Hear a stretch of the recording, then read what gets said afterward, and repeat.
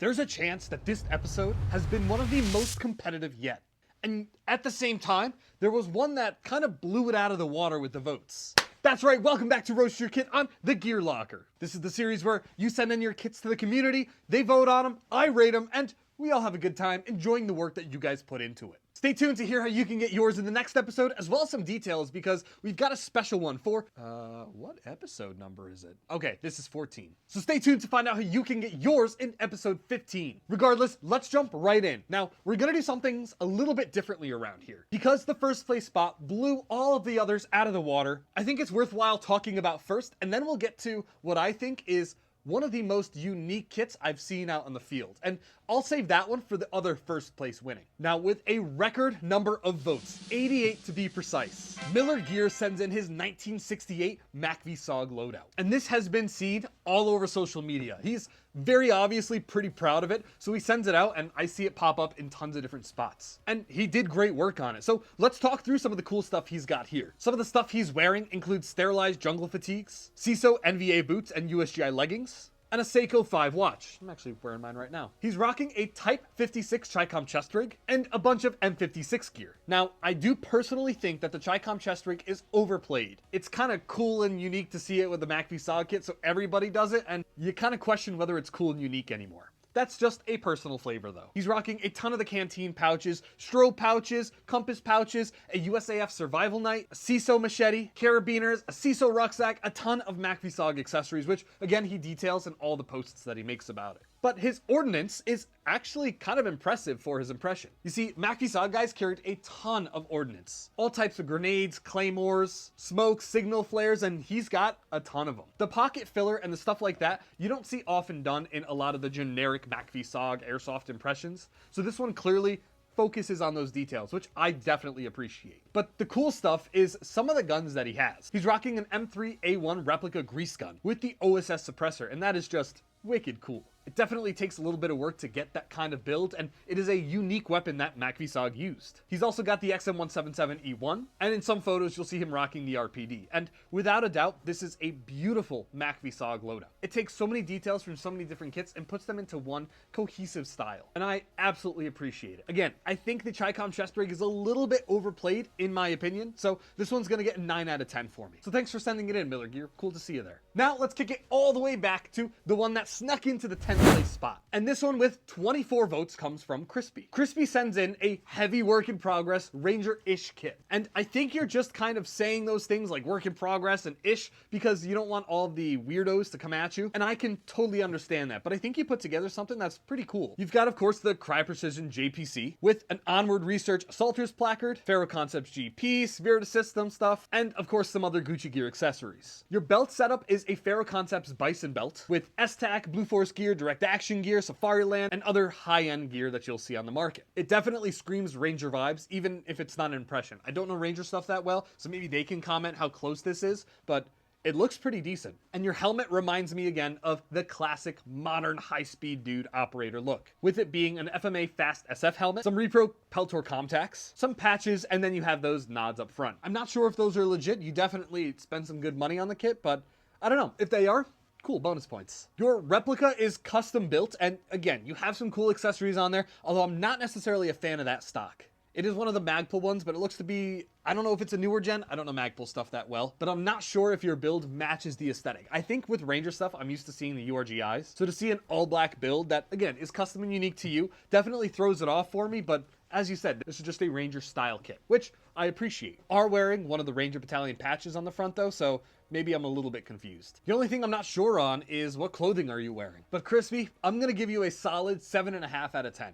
It looks like a cool operator guy look, and I appreciate it, but I think the gun's just throwing me off a little too much. Still, not a bad kit. Thanks for sending it. The next one comes in with 27 votes. And in fact, the next 3 kits all have 27 votes. But let's start with a guy named Kestrel, someone who has submitted and made it onto Roast Your Kit in the past. Kestrel has what he calls a trench fighter kit, and I don't know how this guy does it. He takes a mishmash of gear from all over the place and somehow makes it look like you'd see this on the Eastern Front in some futuristic sci-fi war. Yet it's all grounded in reality. I can go find many of these pieces at a surplus store. From the Flecktarn smock and the G3 style Tiger Stripe pants, the Warrior Assault System DCS, and 4 Emerson Gear AK mag pouches that actually look really cool. You've got a lot that works here. And what I appreciate is the details that you have. From the patches to the helmet lights, the tourniquets and the mat pack, but also not. It's very confusing, but it just works, and I really like it. And I gotta give this one a 9.5 out of 10 just because you're rocking an AK. It's cool, man. Like, I keep staring at it. I don't know what else to say. Nice job. And the next one, also with 27 votes, comes from a guy named Fence Guy. I'm definitely not going to be saying that name too much more, but he calls it his PMC / whatever the weather's saying Medic Kit. I love Medic Kits. I think they're really cool, especially when they're well researched and used by someone who actually has medical experience or at least knows what all the gear is for. Now, he's definitely European because he shared some LARP photos that I probably can't share on YouTube just because they're pretty realistic, but still, he has a lot of simple Linderhof equipment with some Tasmanian Tiger and Mystery Ranch sprinkled throughout. One thing that I really laughed at that he noted was he has Peltor Contact 8s, so if people get annoying, he can just turn it off, and I respect that. I also really like his Arc'teryx Beta rain jacket, and I wish I knew what those pants were, because they don't look like the standard Cry ones, but dude, it looks modern. What's that game that, I can't remember, the Chris Vector was very prominent in it, and if you know, let me know in the comments below, but is it like The Division? I don't know. Again, I don't play video games. But I appreciate the vibe of this kit. I like the high-end yet foreign style materials that you're using, maybe just foreign to me. And it looks like you'd crush it out there. So, nice job overall. I really don't have any negatives to it, so I gotta say, it's gonna get a 10 out of 10 for me. I would rock this thing any day. And the next, again with 27 votes, the last one in this three-way tie, comes from Beastie. Beastie is one of the Patreon guys and a well-loved member of the community. So if you see him on the Discord, give him a shout hi. But he sends in a work-in-progress Urban Warrior 1999 kit. What's she barking at? But Urban Warrior was a training event that a lot of guys use the T-block camouflage pattern. One that was trialed and never came to fruition, so it is highly collectible. But some things that you're rocking include the USGI Pasget vest and helmet with a Warfare Media T-block cover. You have the Miles 2000 laser system on your helmet, but you want to find some more, and I would think that that would elevate the loadout to better match that training. And then, of course, the whole uniform in that T-block pattern. You're rocking a ton of Alice gear, and then an ENC M16A2 with the E-Shooter MOSFET. That is a fantastic M16A2 replica. I personally have one, and he's the guy that let me know they actually made upgrades to it, so it's a little bit better, especially with those body pins. The marking still says auto, but that's another story. Go watch that video if you want to know my thoughts. And then you've got just some other details. And you mentioned that you have the Loa Zephyr boots, so you'd like to switch that over to period style ones, and I think that that would really help this kit. That with more of the Miles gear, and you'd be rocking it, dude. Beastie, this is a solid 8 out of 10. Make those couple improvements, and I could see this blowing past any of the others. I don't know why I did that. And before we get to the next top 5, let me tell you guys how you can get yours in the next episode, as well as what's so special about it. Next episode, there is a theme. I sent out a Discord notification to you guys, and you voted on having a specialty episode. And I think for 15, I think that's a good one to do it on. So we are going with pre-2010 loadouts only. It can be early GWAT, 90s, 80s, Vietnam, World War II. I want to see it in the Discord below. I especially want to see impressions, but any thieved gear will fit the bill. So don't let me see those JPCs or Pharaoh carriers. Keep your spirited stuff at home. I want to see retro gear only. And that's right, 2009 is considered retro now. My God, we're getting old, guys. And all of these need to be submitted by May 1st on the Discord. So here's how it works. I have the link towards the bottom of the description. And once you enter in, scroll all the way down on the Discord into the Roast Your Kit submission box. Here, you need to send pictures of your kit, preferably high quality. Those tend to do better anyway. A general kit list, something to help me understand what I'm looking at. Because despite the name The.Gear.Locker, there's a lot I don't know. And then 3, any kind of kit things you want to plug. But before you leave, you need to vote. The entire community, all 700 people in that Discord, are going to get to vote on which kits they want to see featured in the video. These can either be absolutely abhorrent that you want to ruin my day with, or they can be nice kits that definitely deserve some recognition. Regardless, get that all into me by May 1st. Don't forget to vote, and let's keep going with the top 5 of this video. And in 5th place, we have the kit that made me want to do this theme in particular, because it is something that I haven't seen before. He's been featured in a previous Roaster kit, and my God, is it just gorgeous. This is from Shrone, and this is his take on an early GWAT Iraq soldiers kit for a light anti-vehicle sort of role. But he says inspiration does come from the MEA faction in Squad and the ANA from the OG Modern Warfare 2. That seems to be a big hit lately, especially with the Commando Store releases. Still, let's start from top to bottom. On top, you're rocking a Pasget helmet with an RPG-7 backpack. That thing is so freaking cool. You've got a Chicom Type 81 chest rig and Soviet infantry combat belt with 4-cell AK magazine pouch and a Makarov leather holster. Your chocolate chip camo pattern looks so freaking cool with this. It screams early GWAT Iraq. And you've also got the double bell Type 56. Let me know if you guys want me to do a review on the channel of that replica.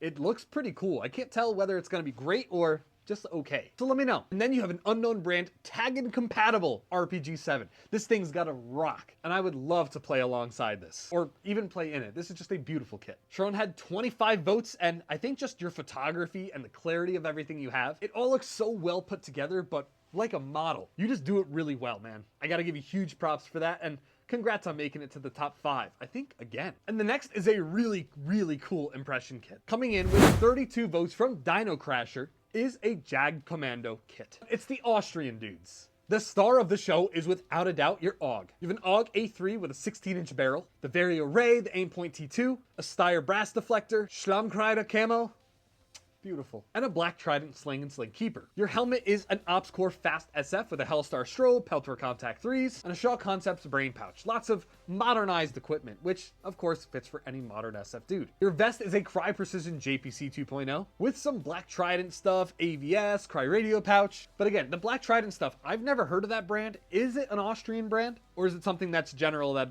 I just am totally oblivious to? Because your belt is also from that company. It's a black Trident Range Belt 2 with a mix of S-Tac, Spiritus, Blue Force gear, and a ton of other pouches. Your uniform though is where it's at. You're rocking Corinthia jacket and pants. And my god, that stuff must be immensely comfortable. I love my Corinthia Spezker soft shell, but I've been considering picking up some other Corinthia stuff just because I know how high quality it is. Still, I can't get over your AUG, dude. It's such an incredibly well put together replica, and even though you did mention some improvements you want to make, it just is painted perfectly. Mad respect to you, Dino Crasher. This looks really good. This is gonna have to get a 10 out of 10 for me. Like, this is an impression kit I'd love to build. Good work overall. And nice details. I see like the Right in the Rain notebook poking out the top, the medical gloves, like you did your homework. Nice work. And it would not be a Roast Your Kit video from The.Gear.Locker without a Delta kit. Of course, this one taking form in a 2007 vibe. You know it's work in progress, but mostly complete. And dude, if you didn't say anything, I'd have no idea. This thing looks baller. From your TC 2002 helmet with the Anvis and Bali X800s to your Paraclete HPC repro, entirely pre-MSA Paraclete pouches in Ranger Green. From doubles to embeders to NVG pouches, it just is very well put together. You're rocking a Blackhawk Riggers belt with some unit custom style gear, including a drop leg breacher pouch and a drop frag pouch. I've been seeing, I think his B6 BB Wars makes this stuff on Instagram.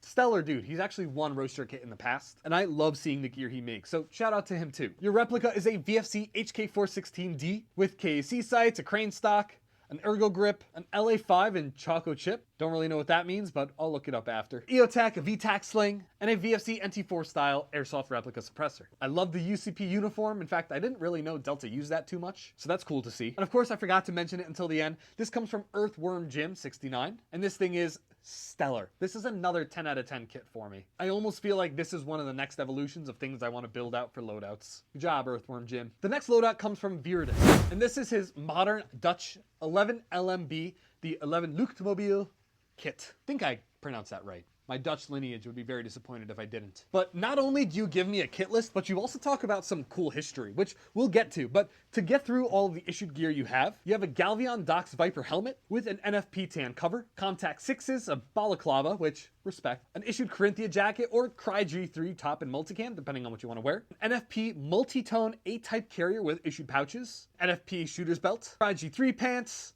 Arc'teryx knee pads, and the Hikes 2.0 Scout boots. Now, you wanted to talk a little bit about the NFP camo pattern, and I think it's worthwhile to look at. The NFP is the Netherlands fractal pattern and has multiple variants, like NFP green, NFP multitone, NFP blue or navy, NFP tan, and NFP white or Arctic. And it's cool to have so many patterns for all of the Dutch military. It's pretty neat. Overall, Viridis, I like it. You did a nice job, and it's unique. In fact, I don't think we've seen a kit like this on the series before. This one's gonna get a 9.5 out of 10, just because I think you're missing a rifle. Once you got one of those, I could see the full picture.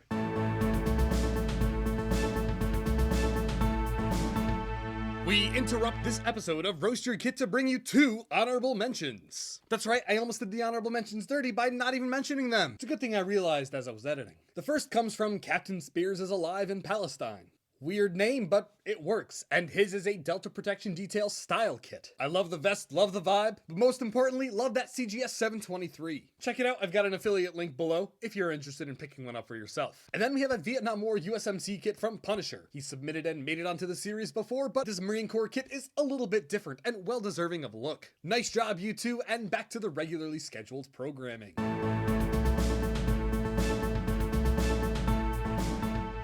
And now we get to what I'm deeming the current winner of this episode. Yes, you had Miller Gear with 88 votes with his MACV SOG Loadout, and that was well deserved. But this one, I think, as I mentioned, is one of the most unique kits I've seen in this series. And the fact that you actually played Airsoft in it is impressive. Coming from Stryker, this is his night kit.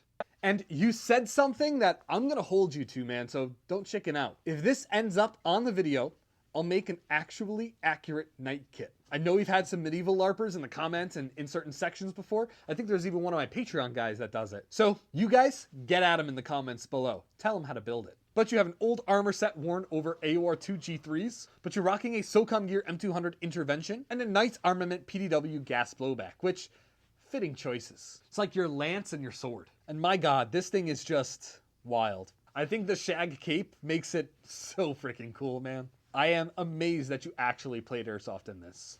Like, just check out this video.